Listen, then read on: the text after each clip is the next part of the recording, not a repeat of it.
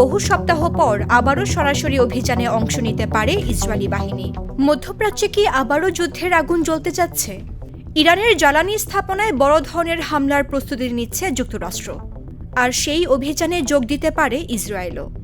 এমনই বিস্ফোরক তথ্য প্রকাশ করেছে মার্কিন সংবাদ মাধ্যম এক্সিওস। প্রতিবেদনে বলা হয়েছে, আগামী কয়েকদিনের মধ্যেই ইরানের তেল, গ্যাস ও অন্যান্য গুরুত্বপূর্ণ জ্বালানি অবকাঠামোতে হামলার বিষয়টি গুরুত্বের সঙ্গে বিবেচনা করেছে মার্কিন প্রেসিডেন্ট ডোনাল্ড ট্রাম্প। যদিও এখনও চূড়ান্ত নির্দেশ দেওয়া হয়নি, তবে পরিকল্পনাটি চলতি সপ্তাহেই বাস্তবায়িত হতে পারে বলে জানিয়েছেন মার্কিন কর্মকর্তারা। ওয়াশিংটনের লক্ষ্য, চলমান যুদ্ধবিরতি আলোচনায় ইরানকে নিজেদের শর্ত মানতে বাধ্য করা। এজন্য জ্বালানি খাতকে চাপের কেন্দ্রবিন্দুতে আনার পরিকল্পনা করা হচ্ছে। হামলা হলে বহু সপ্তাহ পর আবারও সরাসরি অভিযানে অংশ নিতে পারে ইসরায়েলি বাহিনী। তবে এতে পরিস্থিতি আরও ভয়াবহ হয়ে উঠতে পারে বলে আশঙ্কা করা হচ্ছে, কারণ পাল্টা জবাবে ইরান ইসরায়েলের দিকে ক্ষেপণাস্ত্র হামলা চালাতে পারে। এতে গোটা মধ্যপ্রাচ্যে নতুন করে সংঘাত ছড়িয়ে পড়ার শঙ্কা তৈরি হয়েছে। মন্ত্রিসভার বৈঠকে ট্রাম্পও কঠোর বার্তা দিয়েছেন। তিনি বলেন, আমরা তাদের ওপর খুব কঠোরভাবে আঘাত হানব। একসময় তারা বলবে, আমরা আর সহ্য করতে পারছি না। ট্রাম্পের দাবি, ধারাবাহিক হামলায় ইরান আরও দুর্বল হবে এবং শেষ পর্যন্ত তাদের প্রতিরোধ ভেঙে পড়বে।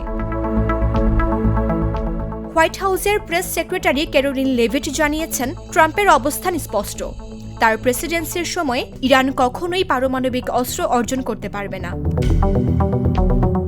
মার্কিন কর্মকর্তাদের অভিযোগ, সাম্প্রতিক সময়ে ইরান আরও আগ্রাসী হয়ে উঠেছে। জর্ডানে মার্কিন সামরিক ঘাঁটিতে ক্ষেপণাস্ত্র হামলা এবং হরমুজ প্রণালীতে বাণিজ্যিক জাহাজে হামলার পেছনেও তেহরানের হাত রয়েছে বলে দাবি ওয়াশিংটনের।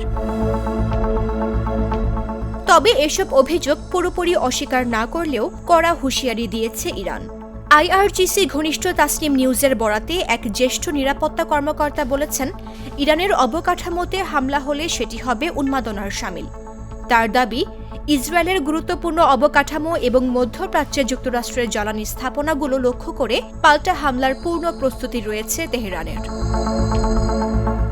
মার্কিন হামলার সিদ্ধান্ত যদি চূড়ান্ত হয়, তাহলে শুধু ইরান নয়, পুরো মধ্যপ্রাচ্য আবারও বড় ধরনের সংঘাতের মুখে পড়তে পারে।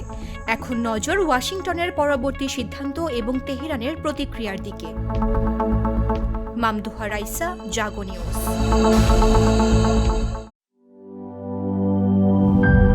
Rich cream R smooth chocolate Morano Divino, luxury in taste.